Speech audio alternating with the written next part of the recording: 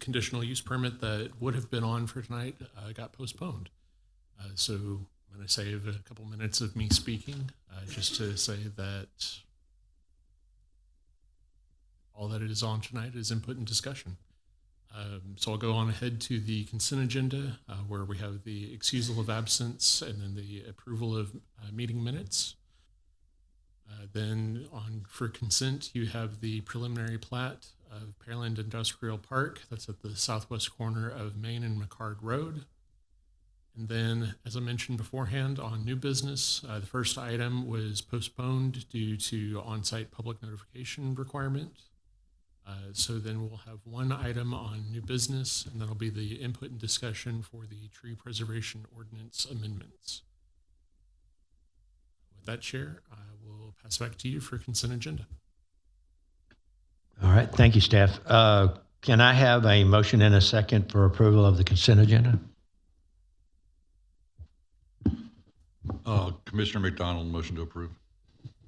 Commissioner Henrik, second. Any discussion? Seeing none, all those in favor, sign by raising your right hand. All those opposed, same sign. Carries 5-0. All right, that takes us all the way down to being that we do not have anything else in the new business other than the input and discussion on the tree preservation ordinance. How do we want to open that? Because I'm thinking we probably maybe have somebody that wants to have public input. So do you want to start the discussion and then we'll go from there? Normally for a discussion item, depends on how the discussion item came to the agenda. If it was requested by somebody, they would introduce the item. If not, it would just be a staff report. If anybody had signed up to speak about the item, then you would call their name for that item, and then it would be a discussion amongst the commission. Okay. All right, then back to staff.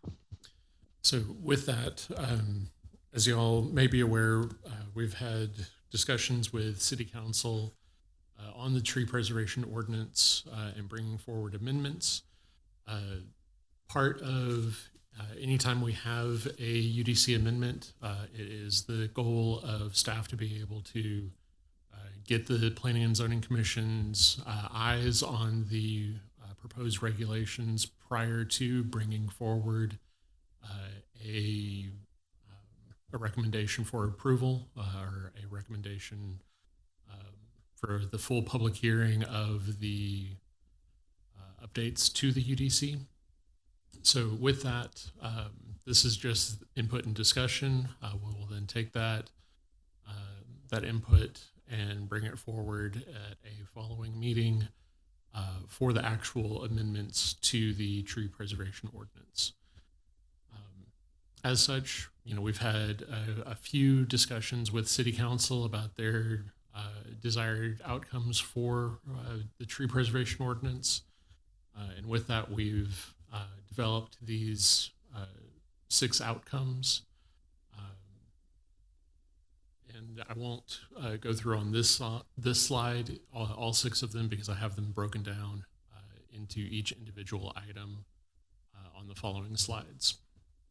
So first is increasing allowable credits from 25% to 100% for upsizing required landscape trees. So this is achieved through text that we currently have within the ordinance. this is a screen capture of it. So the big change there is just amending from 25 to 100% for larger tree credit to be added into this allowance. Number 2, this is incentivizing larger tree planting by providing a credit schedule for trees 4 inches and larger. So what we are showing is the proposed credit schedule. This is talking about, so the minimum planting size is a 2-inch tree.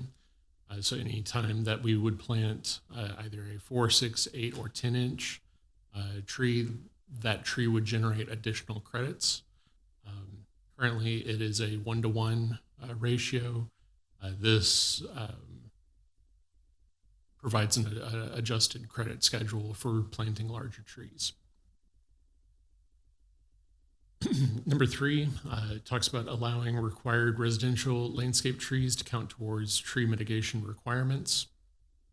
So this is the proposed language, basically saying that any required landscaping that is within a residential subdivision should be given credit towards the minimum requirement within a residential subdivision approved through a final plat. And that was done so that way it's a true subdivision, not just a development plat that is having this landscape treatment afforded to them. Number 4, increase tree mitigation fee of $200 per inch and consider up to $400 per inch. So this is the proposed text, again, just changing out that $200 to $400.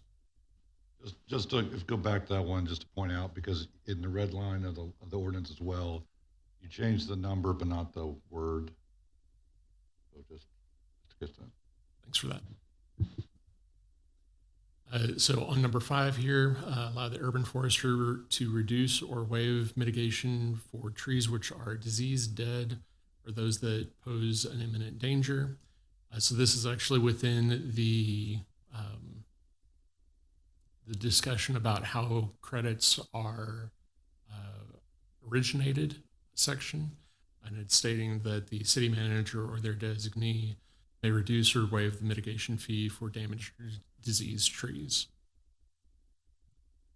And then 6, this is a piece of the ordinance and regulation that staff has generally struggled with. And that is because if you look for a cap on tree mitigation, there are few, if any, examples of other municipalities that create a cap. So this is staff's attempt at providing a starting point for discussion. And that would be based off of the construction value and having that cap set at 5% of the total value. So with that, no, that was kind of a fly through everything, but it was an attached document to the agenda, and I didn't want to go through the document as a whole. So hopefully we can have a good conversation and get some more input on these 6 items, so that way we can draft some good, strong language for y'all.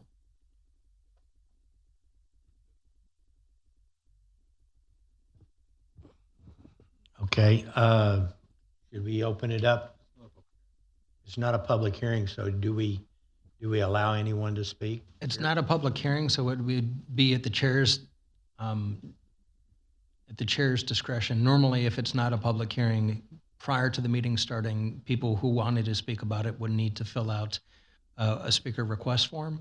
But if there is somebody here who wants to speak, it would be in your discretion as to whether to allow them to speak at this time. Okay. Anyone want to speak? Okay.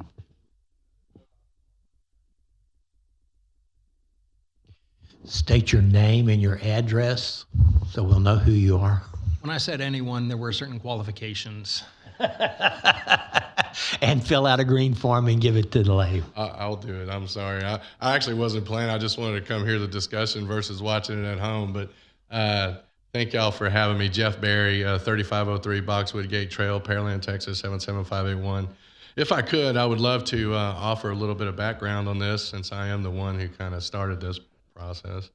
And I think Mr. McDonald was our development director at the time, and now he's sitting on the planning and zoning here, and we've got a new development guy. But a little bit of background on this, and I'll tell you where it comes from. It comes from really stemming from community outreach to me and other people that I know, realtors specifically in the area of Pearland, saying that the tree ordinance is egregious. And I've heard it over the years many times, and you can go back in the council meetings, I've said the same thing. And I believe that what's going on is in our council meeting, we brought a list of costs or contributions to the tree fund. Some of those are $500,000 plus, $250,000 plus. We had one that was going to go in on the corner of John Lizer and Pearland Parkway. That was over $250,000 just for tree mitigation. And personally, I think that's an egregious fine. I think it's more of a penalty or a barrier for entry when it comes to development in Pearland. And the time that I spent on city council, I spent that time trying to make it easier to do business in the city of Pearland. And I think that we've come a long way and done a lot of great things in the city. And some of the things that I hear are tree ordinances and permitting and things of that sort. And since then, we've put in a new permitting portal, and it's been a great addition to the city and the services that we provide. The tree ordinance, on the other hand, it still needs to be changed, in my opinion. And I'm not at all advocating to get rid of the tree ordinance at all. I just want to make that very clear. I just want it to be very simplistic for the individuals that come to Pearland and want to develop. I think an 8 or 9 page tree ordinance with credits that are, if you plant a 4-inch tree, you get credit for 5, a 5-inch tree, you get credit for 6, an 8-inch tree, you get credit for 10.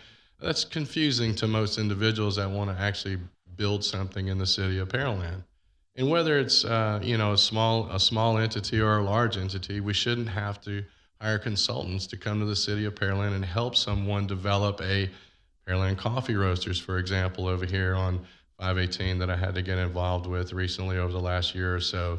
So that was where this whole conversation started.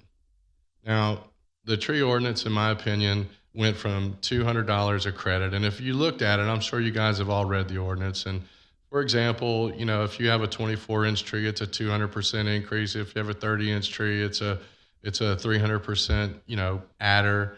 So if you have a 30-inch tree, for example, and you decide that you want to expand your business, which adds property value on the ground in the city of Pearland, that adds property tax value to the city coffers, then you're gonna have to put 90 inches of trees in the ground to cut down that one singular tree.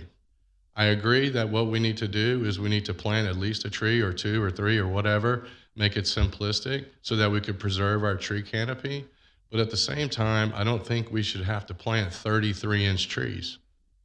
And at that point, if you don't have the room on your piece of property to plant 33-inch trees, which are the most common trees you can purchase, it's about $2,000 a tree, by the way, for a 3-inch tree to plant.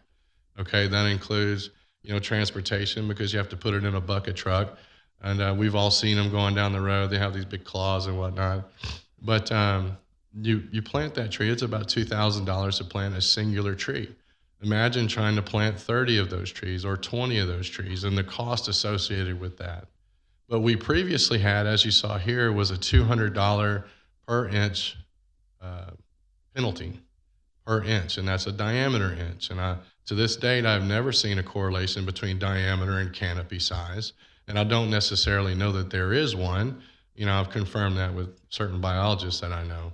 But diameter is not necessarily a good gauge. I don't know it back then if it was just more of a simplistic way of calculating what it needs to be, or maybe it was taken from some other city and used, and we thought it was a good idea at the time. But we've used it over the years, and I don't remember exactly how long we've adopted this ordinance, but it's been around for quite a while.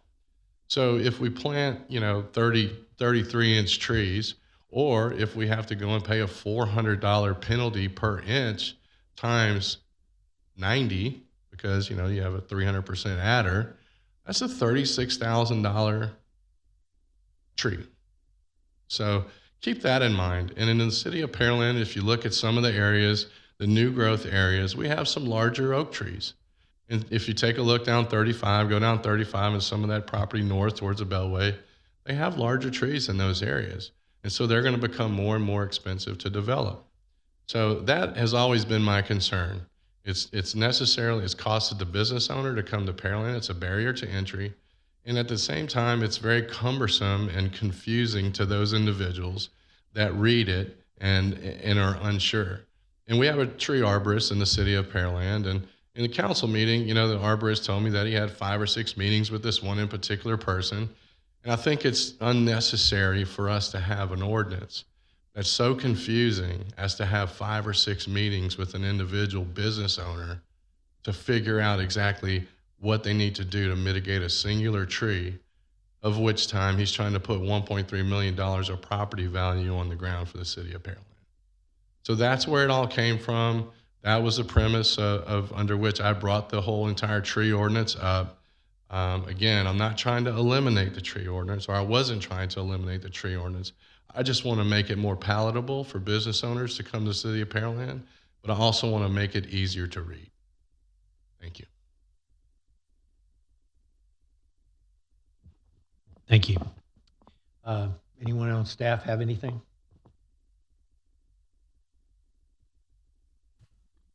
I'll go.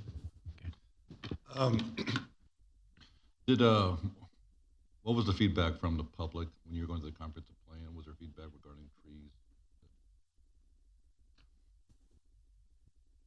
I would say that the feedback regarding trees was more about our open and natural spaces, as that was, a place type that was open for discussion. The comprehensive plan was not, did not provide a directed outlet for people to discuss trees. That wasn't what the document was designed for. I would just comment that I think properties at John Lizer and Pearland Parkway have more of a problem developing, not because of the tree ordinance, but because they can't get a CUP for that area. That's been the one that's been doing most of that. In 1997, when the tree ordinance went into effect, what was the population of the city of Pearland? Significantly less than 100,000. So, I think we were 30 at the turn of the century, right? So, I feel like we've had pretty good growth over the last 27 years with the tree ordinance. I don't know. Can we go through you went through the language, but can we kind of go what they mean a little more? So, when you say increase allowable credits from 25% to 100% for upsizing required landscape trees. And so I know when we last amended it, we added more credits to it. So now, does this include street trees as well? So if you increase your street trees, that can cover your other mitigation. But if you increase your other mitigation, does that take away street trees as well, or are they still two different things? You would still have minimum requirements that are Okay. necessary. So we'd still have street trees, even if they did everything else over there, there'd still be something going on. Okay, Correct. I just want to make sure that was still. Yeah, and Commissioner McDonald, the intent there was to allow them to push mitigation inches into that required landscaping. No, it's fine. I think a lot of these had been floating around for a while. And I have no problem with that. I think ultimately if you're getting larger trees that will be healthier and have a better chance of being growing and sustaining. Same thing with the incentivizing larger trees. The ratio that you came up with, is that a standard thing, or was that just you just tried to come up with something you thought worked? Referring to the credit schedule? Yeah. So it was twofold. We provided, at the original council discussion, we provided 3 options, one keeping the fee at 200, one going to 300, and one going to 400. And then it was basically working with the inches and the fee to make it wash out so that it was more affordable to plant on site, overpay the fee. and that was based off of we received feedback from 3 vendors, and we created an average of cost.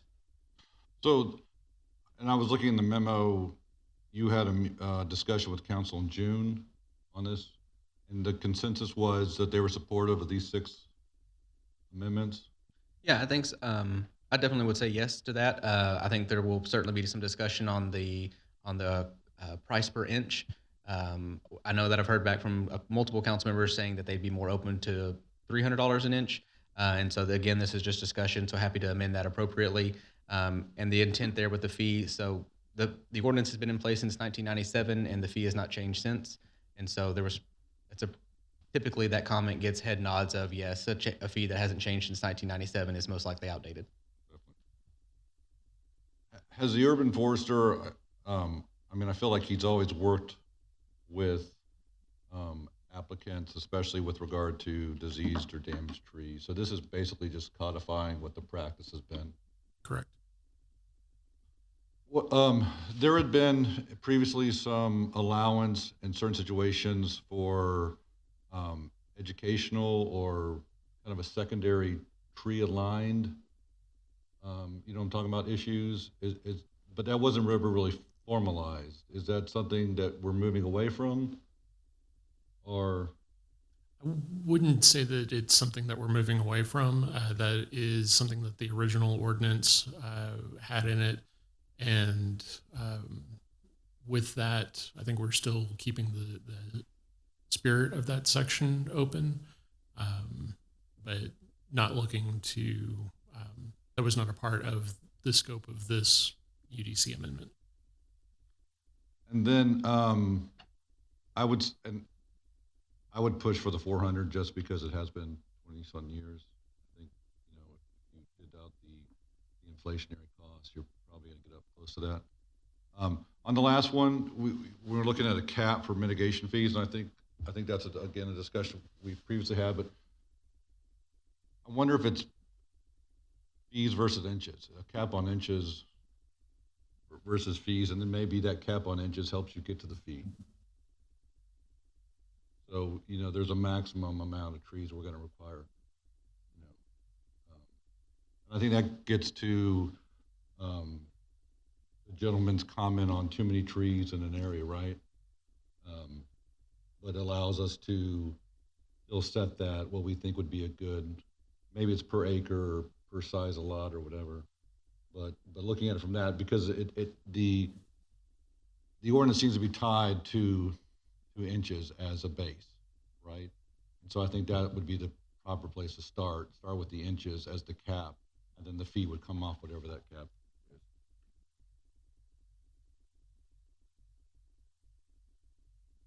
And where's our urban forester tonight? What if I have a lot of questions? I want, you know, with the technical. You have the technical staff member right here. No, but otherwise, I think this, I don't think it weakens the ordinance to an extent that we're not really meeting the initial. And to that point real quick, so this is intended to be a stopgap. I mean, stopgap in a way. Until the UDC. Correct. And so we'll do these things that'll provide more options to alleviate tree mitigation costs for developers in the meantime. And then right now we are evaluating RFPs for the UDC consultant, which, and again, 18 to 24 months. But this was intended to kind of band-aid that to a more formal solution that would involve community input and like a focus group. How many projects, how many commercial developments have we lost due to the tree ordinance? I would say it's a metric we do not know, but 0 is what we can say, I guess, that we are aware of from staff's perspective. Thank you. That's all I have, sir. I have a question. You mentioned something about the Plat, the residential credit. Right. So most often when you see mitigation, it's going to be on a larger lot subdivision. So that's what our intent was with limiting this to a final plat subdivision. So how do they get so usually the city doesn't give final approval of utilities or roads until the final, like you can't do the final plat till you get that. So if they don't have trees because they haven't built the home, They usually don't put the trees in until the home and the driveway's in. Doesn't that affect them filing for the final plat?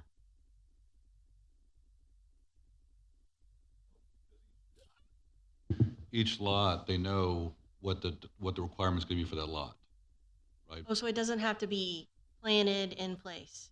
No, It'll come Okay. in when That's it's where I think there's a it's handled with each house. Each house will plan It's what's just required. stated it's required. And then they can count that towards whatever their Right. their overall is. So they would be able to estimate based on the number of lots and the size of lots, what their requirement for residential trees would be. And they would know then, would that be enough to cover the overall mitigation, or would they have to add it? But who would be responsible for putting the tree in? Because usually I think it's the owner, It's the builder. would be the builder. builder. It has to be in before CO. But I think you do bring up a good point when it comes to timing. The trees aren't part of the required infrastructure. That's not going to hold up your plat. Okay. But I do think the trees, when they're there versus who plants them and who gets that credit, it's a good thing for us to keep in mind. So I think it's a good comment. So so before the builder gets the CO, basically, they'd have to make sure it's in. Somebody's shaking, somebody's saying yes. Which is it? Yeah. So before The home builder goes- gets the credit or the developer gets the credit? the developer gets the credit. But the builder doesn't get the CO until it's in. Right. And that's what I mean about it's a good comment, because there's certainly some timing things and some negotiations in there. Right.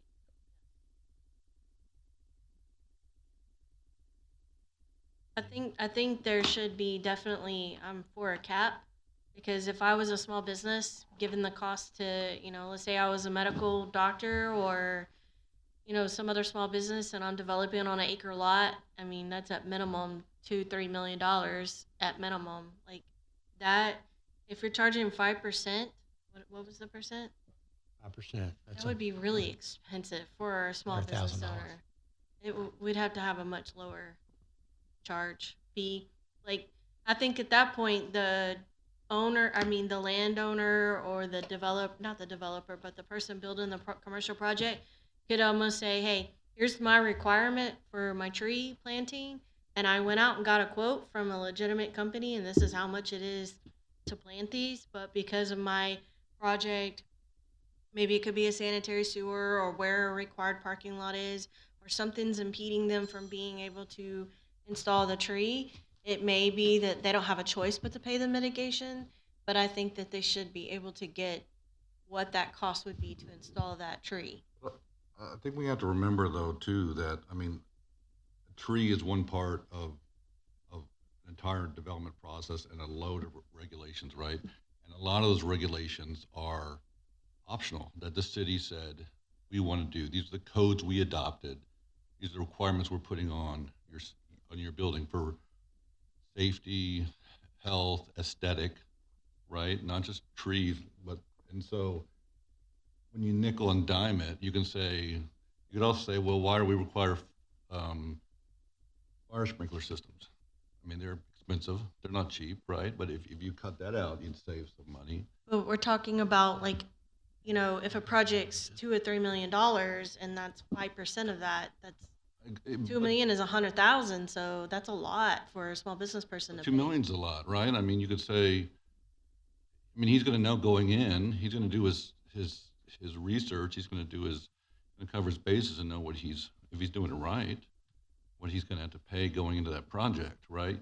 You're not going to go in and build a building and not look at the rules. I mean, it happens, right? We deal with that all the time in city development, but it's just like, how many times does our engineering team meet with somebody on drainage rules and they explain it to them before, and then they design it wrong, and then they have to add hundreds of $1,000s of cost to do it right because they didn't listen the first time and follow the rules. But But if the rule, if the community says we think part of what makes Pearland is trees, there's a balance, right?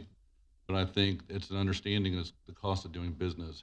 People come to Pearland and develop in Pearland because they want to be in Pearland because they feel that they'll be successful here, right? And I think the fact that so many businesses have come here and grown, have established and grown here and been able to plant trees while they do that. right, but I'm saying, what if the cost to plant the required trees is 50,000, but we're charging them 100? why charge them 50,000 Because- more? That's my point. Is Then he should plant the trees and be done with it. but I'm saying that they're in design, in civil design, and when you lay things out, sometimes there's a tree in the wrong spot and you don't want to tear it down, or maybe it's just the location of it. Understand that, I but don't know. I would like to know more about the coffee shop scenario. Can you please tell me like what happened with that? could I just say, and I appreciate Mr. Berry being here, but the coffee shop issues were way more than anything to do with trees. Yeah, it Coffee was shop parking, issues and it went goes to. I'm sorry, John, but it goes back to my original issue. It's ease of you doing business in the city of Pearland, and that was the reason why I brought this whole thing up. It boiled down to 2 parking spots in the city of Pearland for that particular spot. They had to actually go and redraw their plans 3 times because they needed to try and get an adequate amount of parking because they needed shrubbery between the parking in the aisles, right? And that's needed- exactly what happened. They were 1 parking spot short, and that was 2 years ago. We should be easier to do business with, and that's what stemmed this whole conversation. You talk about wanting to do business and doing your homework. I can't tell you how many individuals I know personally that will not do business in Pearland because of doing business in Pearland. It's too complicated. It's not easy. You go to pre-development meetings. Texas First Bank, prime example. Good friend of mine was developing that bank at the time. He was overseeing the build out, did all the pre-development meetings. He was going in and putting the digital sign up, the Texas First Bank sign, right there on the corner of 35 and 518. The crane was in the parking lot, and the inspector comes out and says, "You can't put that sign right there." That is Pearland. That's the reputation Pearland has. And that is numerous times, I've heard those comments. And look, John, I would not stand up here and make this up. If I could, and I'm going to interrupt because the discussion tonight is supposed to be about trees, not how friendly it is or is not to do business in Pearland. You were called back to the podium to talk about the Sure. experience with the coffee shop as it related to trees. I understand problem, you Lawrence. understand my I concern understand. about policy. I understand. I'll rein it in. So Thank you. that was the whole point, and that was the issue. That was the issue with the parking lot and the trees, or the parking lot, and the parking lot stemmed from the underlying premise under which I brought this whole issue up to begin with. So. Thank you for clarifying. Okay, so going back to the rules, I think I'm in favor of a cap, but I think 5%'s a little bit too steep. Commissioner Kuhn, that was going to be my suggestion, is maybe that there could be a sliding scale based off of the type of construction and the cost of construction. Residential gets a certain number or a certain percentage based off of their cost of construction, and a commercial or industrial has a higher percentage because they're a bigger developer. Just throwing out ideas on trying to mitigate the cost to the developer or builder. First, I'd like to agree with Commissioner Hendricks on just about all of her comments, and Mr. Coons, or Commissioner Coons, on his as well.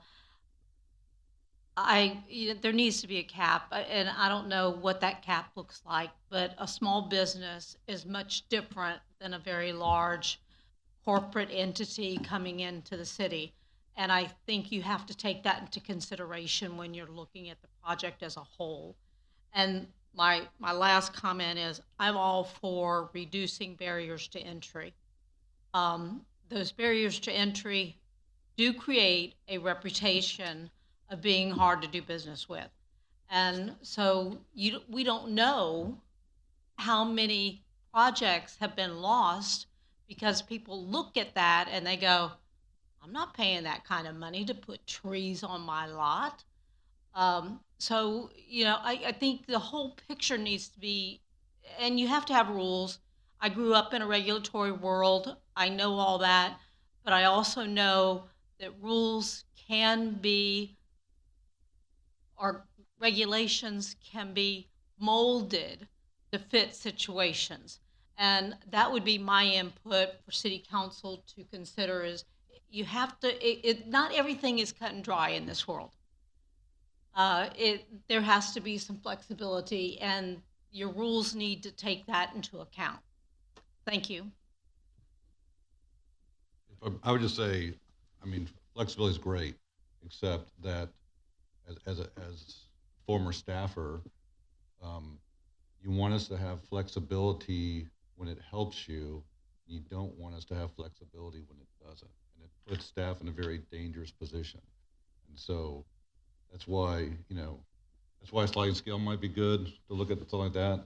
Looking at it from the inches side might allow a different perspective as well.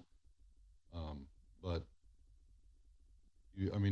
this has been giving staff discretion has been something that popped up through the years in a lot of different code areas, and it's usually not good for either the applicant or the staff when you get into that. One other comment on number 5. I know that we say disease that pose an imminent danger, but also invasive. So there's quite a few invasive trees. An invasive tree would not be a protected tree, therefore it would not generate good. any mitigation requirements. Okay. But that still allows an urban forester. He's the guy that you have to get him to agree that that's an invasive species, right? That's what he's been doing, as far as I know. I mean, we get species details on a tree survey, and that species is going to let us know whether it's invasive or not. UDC tells you which trees are protected, and they're identified by species. Yeah, okay. Okay. All right.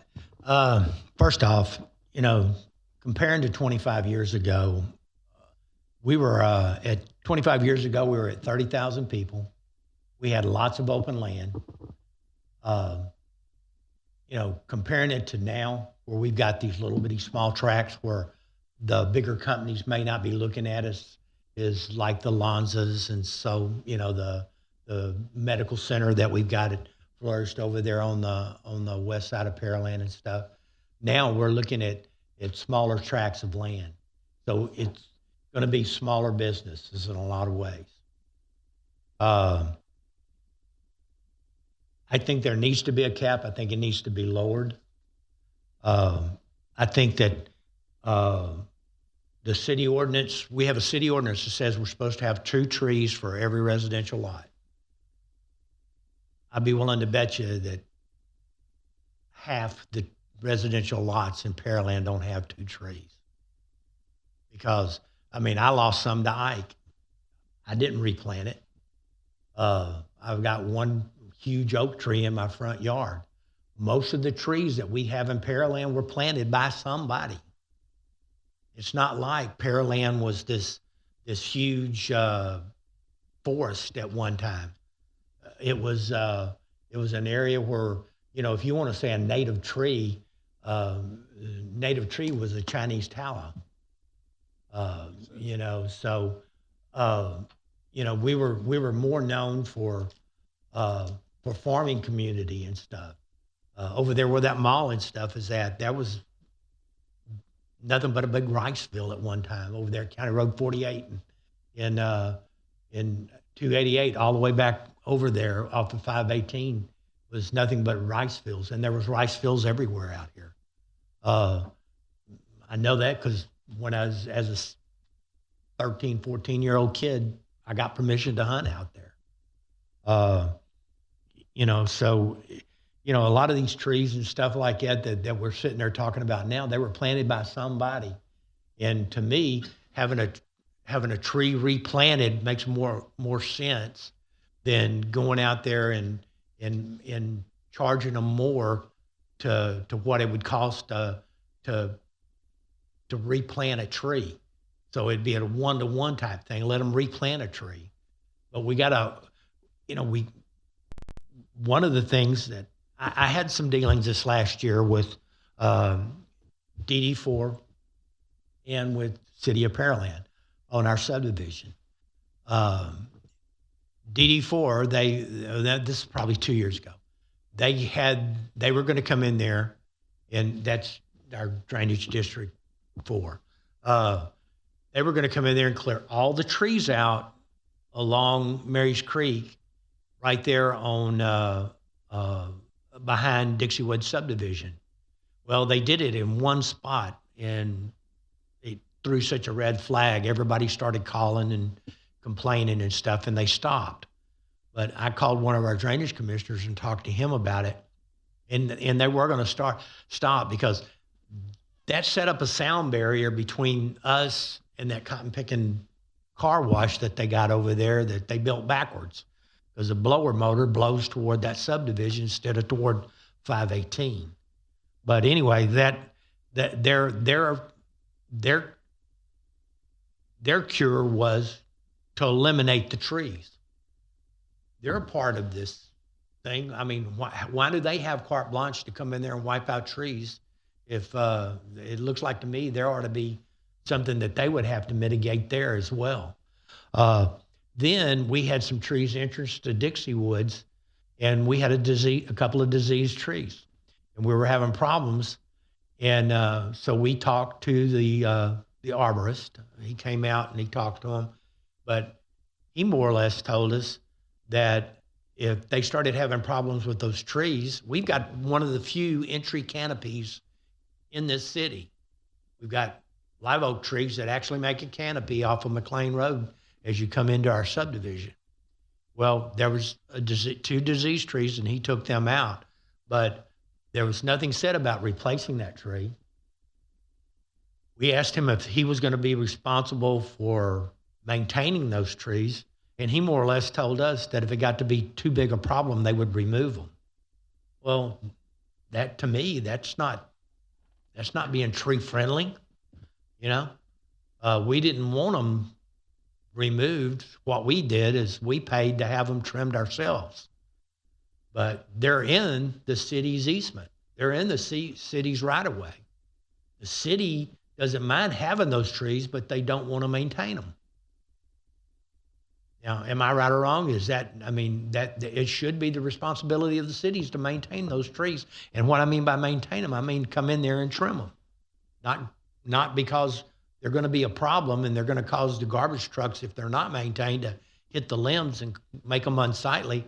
They come in there and they cut them down because they're too much of a pain.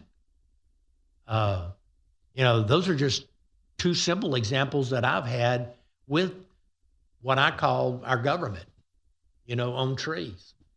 As far as I wasn't aware that the developer got credit for the tree mitigation of the developer. The developer goes in there and plants. The builder goes in there and plants the two trees. But I'm glad to know that the developer gets the credit for it now. But those are small trees. There's none of those trees that are big. They're not 2-inch in diameter. At least none of them that were planted around mine were 2 inches in diameter. And I think we got to have something, and I agree that we got to have something. But I think we need to make it more friendly. As far as not knowing how many businesses we lost to something like that, and one of the comments was made that as far as staff was concerned, 0. Did we even make a phone call to find out why that developer didn't develop in that area? Did we follow up on that to find out if it is our tree mitigation problem? Because I would think, even though I'll disagree with one of the commissioners here about John Lizer, yeah, we've turned him down over CUP because of a gas station. But if they go in there and they try to develop that and put in just a store or something in there, and to have $200,000 worth of tree mitigation in there, that's ridiculous.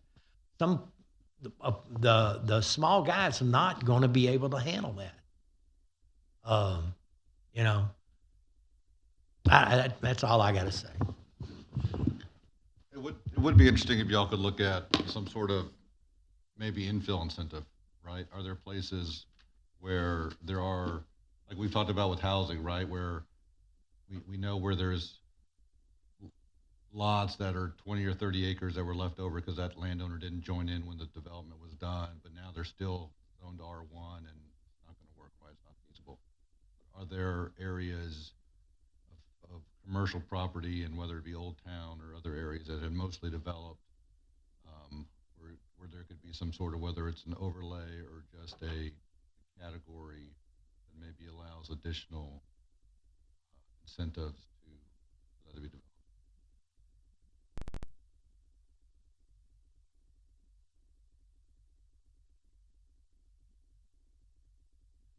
And yes, I mean, I know previously staff did follow up with redevelopments. Pre-development was held on a property, and a time period went by and they did not apply for anything. Then staff followed with them to see what that was. The ordinance was never one of the ones shared. Yes, it's possible somebody looked at the rules and said, I'd have to pay this much or plant this many trees, it would cost this much, and I don't want to do it. But it's also possible they said, I would have to build this kind of building, or I would have to do, whatever, and they didn't do it, right? So to assume it's one thing over the 20 other possible items, I think. But I mean, obviously staff has worked closely with council. Council has given fairly good direction, a pretty good idea of what they would be happy with. I think everybody appears, for the most part, supportive of what those are. With trying to find out what the solution is for a cap. Good luck with that.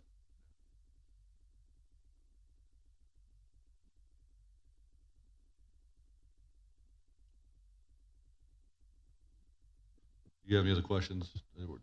Do you have enough feedback from us? We make it just more confusing. It was already a spicy topic to begin with. Yeah. So. Well, and another thing, it shouldn't take a New York lawyer to try to figure this out. I mean,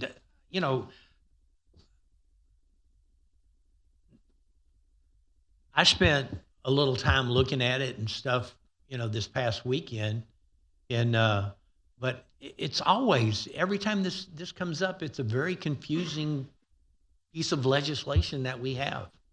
It shouldn't be that hard. Well, and I'm going back and forth on making this comment or not, but I've unmuted and I'm talking, so evidently I'm going to. When it comes to the reference of Pearland being difficult to develop, I know everyone in here thinks, man, Pearland hasn't grown at all in 20 years. And so I think Pearland's development trend speaks for itself. We're 140,000 strong. We've done $380 million in commercial work this year. We have a line of $60 million multifamily projects that want to knock and have workshops with y'all and council. So council shot down a $60 million project a couple Mondays ago. And so when it comes to being developer friendly and entry and things like that, I think we are developer friendly. I think it's important to keep in mind that we don't undersell our value and what we can charge to come to our community. And nice places have rules that have to be followed. And so that's it's just a balance we're trying to find. And so I think this is a great conversation to have. I think making sure we do stay sharp and competitive is very important. And I think we're doing that. And so I only make that comment just to keep the conversation balanced, that we don't want to find ourselves with staff on one side and our commission and our council on another. Right. I mean, this really is here to be collaborative. We want the process to be easy. And also that's what the UDC rewrites come in. I mean, we got a lot of good things going on. And I agree 100%. I agree with everything you say now. The one thing that I am going to say here is as it develops further south, the competition is going to get stiffer because they're going to go to Manville where it's easier, or they're going to go to Alvin with 99 coming in down on the south end of Alvin and such. I've already been told by county people that they've got people knocking on the door to put in subdivisions all down there. They're fixing to experience what we did the last 25 years. Yeah, and this isn't meant to be a shot as far as a comment goes, but Baytown doesn't have tree ordinances. Do we want to be Baytown? Pasadena doesn't have tree ordinances. Manville, Alvin, and just when it comes to being pound for pound for the community that we are, I think it's just important to keep those references as apples to apples as we can. Yeah, as somebody said to me very recently about the reason that we have these commissions and stuff is that we're Pearland, and the reason we have these commissions and to talk about it and stuff is because we don't care what the others do. So To me, that's very wise. And that's something that we do need to take into consideration when that we are Pearland, we have a certain standard such as that. But with what we've got left, we need to be very careful because, you know, there are other places to go. And with the smaller tracts of land that will be developed, we're looking at smaller people coming in here. And affordability is one thing that we need to look out for them and to make it as easy as possible for them. I'm not saying we give up on our standards. I'm just saying that we try to be as friendly. But I do agree. I mean, we've had a good growth. This has been the place that people want to live. What did council recommend on the cap? They said 5%? What was it? Oh, no. Where did that come from, the 5%? That's just staff's initial stab at it. I mean, valuations and percentages are a common thing in the construction world, from determining fees. And within reason, a percentage does provide a sliding scale to the project size. And so, but it's just tricky. And so 5%. So, and just to reference it, so the list that previous member Barry, I don't even know, I'll just say Jeff now? What do I say right now? So, I don't know how to do it, but yeah. So the list that previous member Barry referenced had 15 projects on it, 13 that really contributed. And whenever you look at those, seven of them paid less than 2% in tree fees. And so that's over 50% right there. 2 paid 5%, 1 paid 6%, 2 paid 8%, and 1 paid 25%. That's the car wash that had that real low valuation. And for reference, those 13, that's ranging back over those 19 since 1997. And so again, some perspective on the volume of projects we're talking about as well. I think 3% is for, you're talking about a small business. If we're talking about the lots we have left, smaller lots, small business, those projects are pretty expensive to begin with the increased cost of development now. So I'm just throwing another idea out there.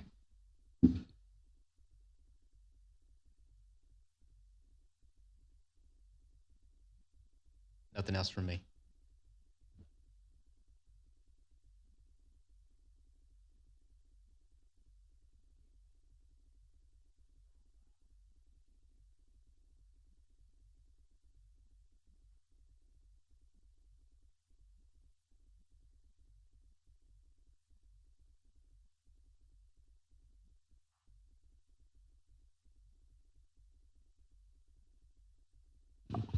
Okay, being that we're done with the discussion item.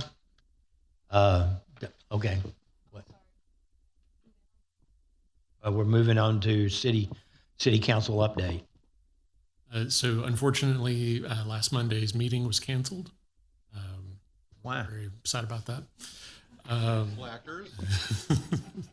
Lazy. So I don't have any additional update to provide y'all.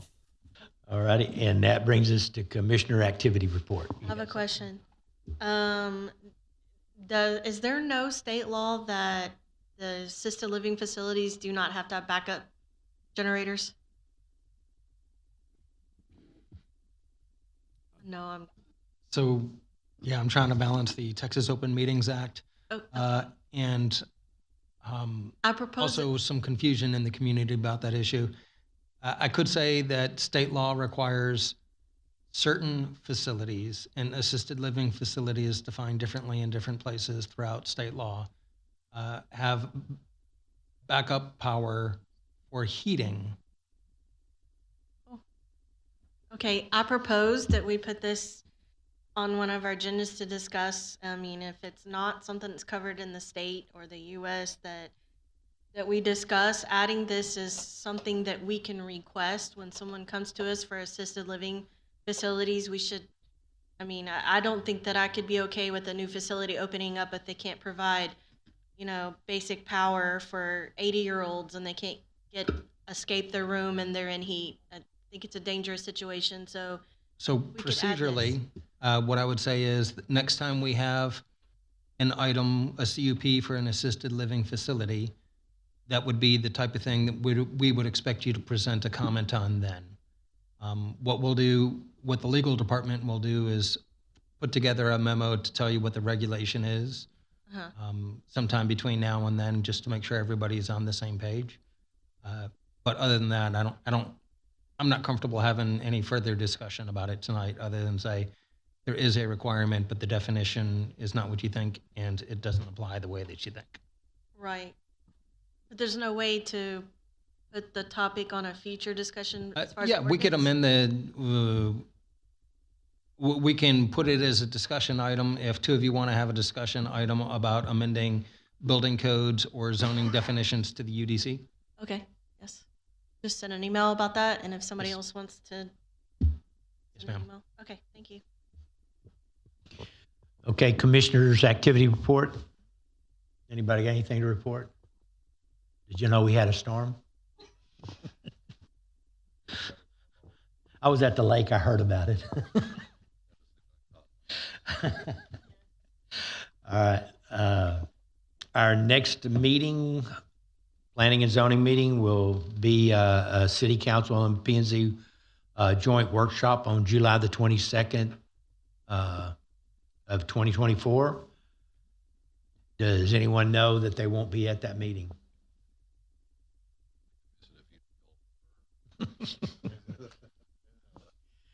All right. Okay. All right, and then our next P&Z regular meeting is August the 5th. Anybody know any reason they won't be there for that one? You moving?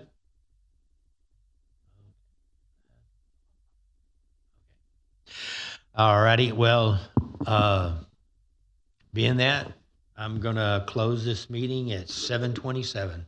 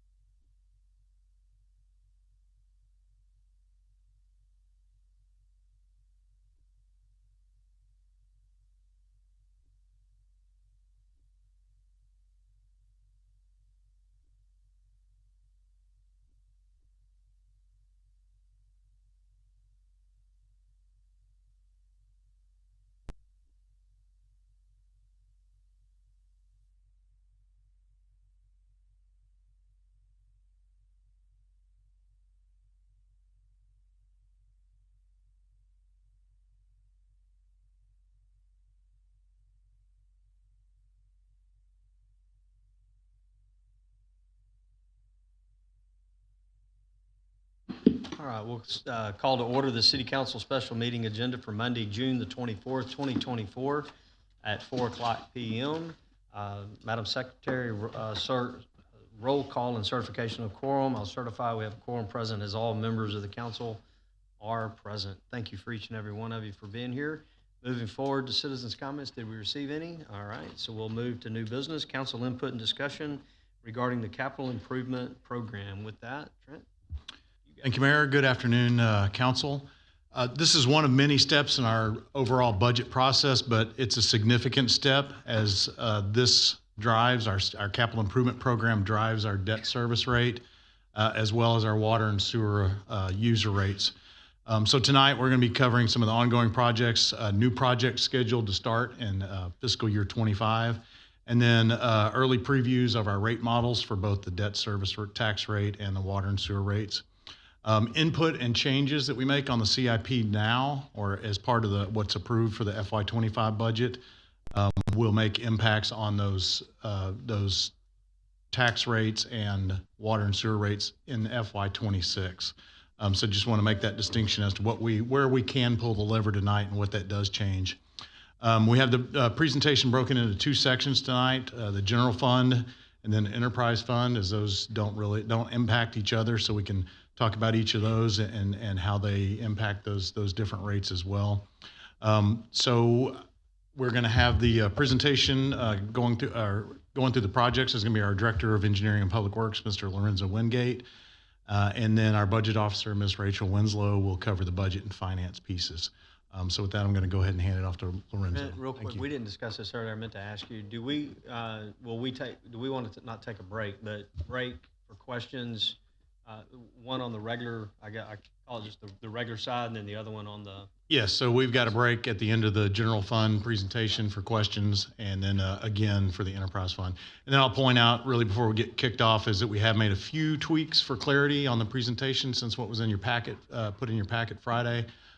So hopefully that'll clarify a few things in there as we work through the presentation tonight. So with that, I'll hand it off to Mr. Wingate. Thank you. Good afternoon, Mayor and Council. This evening, kind of as Trent talked about, we'll provide updates on both the ongoing and future CIP projects within the city's capital improvement program. And the presentation will begin with the discussion of the projects that are funded by the general fund. So there are several drainage projects that are currently in the design phase. Many of the projects will consist of regrading roadside ditches and replacing undersized driveway culverts. Brooklyn Acres, Garden Road, O'Day Road, and Woody Road drainage projects will be reimbursed as part of a grant program through the General Land Office.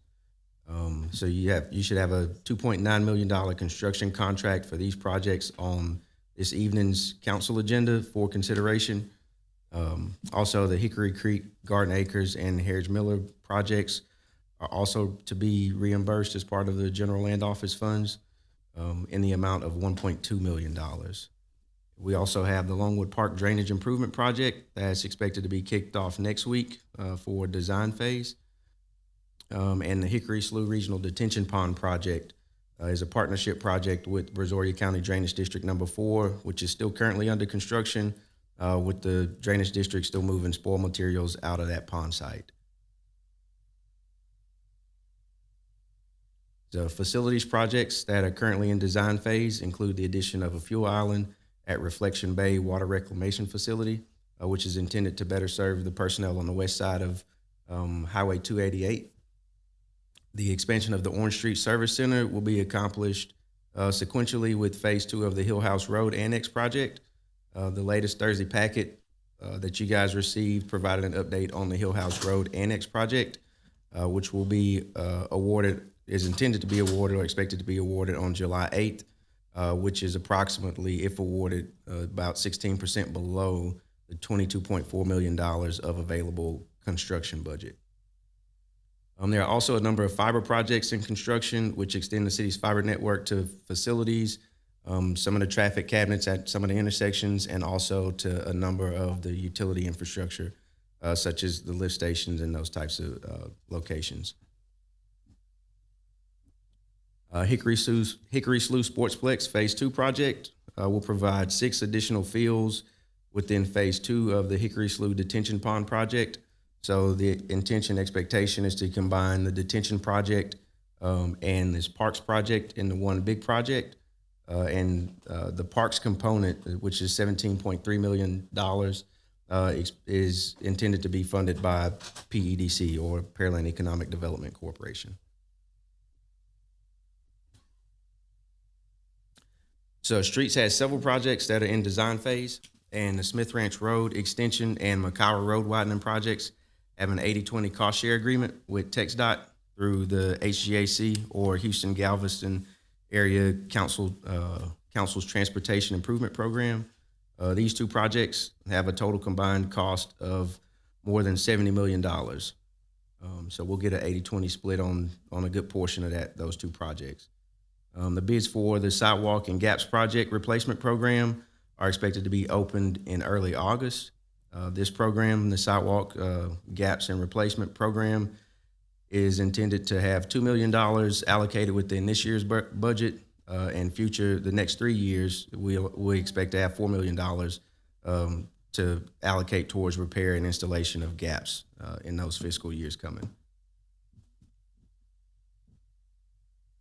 So projects completed in the FY24 calendar year include Willow Crest Drainage Subdivision Improvement Project, and a few improvements at the Public Safety Complex, which include the new training facility and some renovations within the building.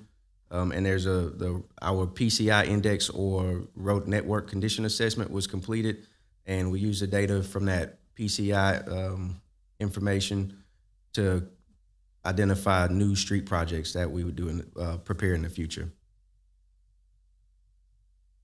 Future operations and maintenance costs associated with some of the recently completed projects are really expected to be minimal. FY25, you see very little O&M costs, primarily because we have existing infrastructure. It doesn't really add much to what we're doing to maintain those systems. And so going forward, if there's no O&M costs, that's the reason why. So projects planned to begin in FY25 include intersection improvements at Pearland Parkway and Berry Rose, the continuation of that sidewalk gap and replacement program that I mentioned earlier, and phase 2 of Independence Park, which is intended to allow for us to amenitize the existing pond and add some other park improvements throughout that Independence Park. So projects slated to start construction in FY25 really is a continuation of the design efforts completed in 2024, and they include a number of drainage improvement projects within various subdivisions. Longwood Park, I think everybody's familiar with. We've had a few comments here in council from a few of the residents, so that project will be under construction, expected to be under construction in 2025. And at this point, I'll pass the presentation back to Rachel to discuss how the CIP impacts property taxes. Good afternoon, Mayor and Council. So next we're going to look at the property tax impact for the proposed capital improvement plan and the future impacts. In September 2023, this was the forecasted impact of the fiscal year 24 capital improvement plan, including our proposed fiscal year 24 debt service rate. As you can see, it increased to 36 cents at the highest point. The current tax rate forecast for the capital improvement plan includes our adopted debt service rate of 32 cents and shows that there's no forecasted rate increase with the proposed CIP. And the debt service rate is projected to decrease starting in fiscal year 2028. This is an almost 4-cent decrease from the high and the prior forecast. And not included in any projections are future bond elections. Those projects are considered unfunded until an election takes place and is approved. This slide indicates the proposed future debt, assuming no future bond election, and these amounts are all backed by property taxes. So it includes our certificates of obligation and the previously approved voter bonds. Debt sold in 2025 will impact the fiscal year 2026 debt service rate, and increasing or decreasing projects slated to be sold in fiscal year 25 will only impact future rates. These next slides give an overview of projects slated to start in fiscal year 2025 or later by project type. Capital costs include costs to award contracts and reflect the work to be done by fiscal year. This chart does include, potential future bond projects. Proposed funding for the projects on the prior chart for larger projects that take more than 1 year of funding or construction funding will occur over a number of years to match the construction timeline and save on the debt rate. Proposed drainage projects to start in fiscal year 2025 or later. Most are approved as part of the 2023 voter-approved bond package, and funding sources for drainage projects include voter-approved GO bonds, GLO funds, and other grant funds, as well as certificates of obligation as needed and within the city's policy. Next on our list, we have proposed facility projects that are beginning in 2025 or later. Funding sources for facility projects include certificates of obligation, GO bonds, and then occasionally are shared with water sewer COs as they serve both functions. The proposed parks projects to begin in 2025 or later include the Independence Park Phase 2 and the Parks Master Plan update, which will be cash funded, as well as additional Clear Creek Trail segments, which will be split between grant funds and city contribution. Proposed street projects with an asterisk shown here are potential future bond projects. These are not approved at this time and are considered unfunded until such a time as a bond election is called and approved, and they are here only as a preliminary forecast of potential projects in the future. At this time, we'll pause and take questions, or I'll turn it back over to Mr. Epperson to take questions on the general fund. To you and Council Mayor, if there's. Okay, sounds good. Thank you for the presentation for both of you. We'll turn it over to council for questions, comments, and we'll contain our questions for this portion of what we've had up till date, and then we'll get into the enterprise fund and all of that here in just a minute. So open it up for questions. Mr. Koza, kick us off. Thank you, Mayor. Just some housekeeping inquiries. I don't know, Trent, you're probably better, or Lorenzo, either one. On the Willowcrest subdivision, we've had some drainage issues or ponding, whatever you want to call it, with water being held. Have we been able to address those and get that? Sure. So I'll kick it over to Lorenzo, but we have made significant progress on that. There was some rework. That was all at the contractor's cost. I believe there's still some of that left, and maybe Lorenzo can give us an update. Yes, sir. So I know there was one section, we had an inquiry from a resident over on, I think, Lily Lane, which we're still working with the contractor to get them to come back out and address the panels that need to be replaced. So still working through that. I think we've got a commitment to them. We just want to make sure that we get them to mobilize just one time instead of multiple times like we've done over the course. So just trying to make sure we coordinate that effort.